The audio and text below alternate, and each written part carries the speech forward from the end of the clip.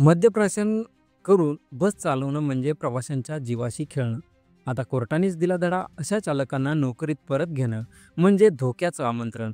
मद्यप्राशन करून बस चालवणं हे केवळ शिस्तभंग नव्हे, तर प्रवाशांच्या जीवाशी थेट खेळ आहे. आणि त्यामुळेच मुंबई उच्च न्यायालयाच्या नागपूर खंडपीठाने एक महत्त्वपूर्ण निर्णय दिला आहे. एस टी महामंडळाच्या मद्यपी बस चालक शिवशंकर हरिभाऊ हटवार यांनी बडतर्फी योग्य ठरवत त्यांनी पुन्हा सेवेत घेण्यास स्पष्ट नकार दिला आहे. काय नेमकं घडलं? शिवशंकर हटवार हे ड्युटीवर दारूच्या नशेत आल्याचं स्पष्ट झालं होतं. त्यांच्यावर यापूर्वीही तब्बल 12 वेळा शिस्तभंगाची कारवाई झाली होती. एकदा विभागीय चौकशीदरम्यान संशय आल्यावर त्यांची वैद्यकीय चाचणी झाली आणि रक्तात अल्कोहोलची उपस्थिती सिद्ध झाली. लेबर कोर्ट आणि औद्योगिक न्यायालयाने हटवार यांना पुन्हा सेवेत घेण्यास आदेश दिले, पण महामंडळाने त्याच्याविरुद्ध उच्च न्यायालयात याचिका दाखल केली. न्यायमूर्ती अनिल एल पानसरे यांनी स्पष्ट सांगितलं, प्रवाशांच्या सुरक्षेचा प्रश्न अत्यंत गंभीर आहे. अशा चालकांना पुन्हा सेवेत घेणे म्हणजे धोका वाढवणं आहे.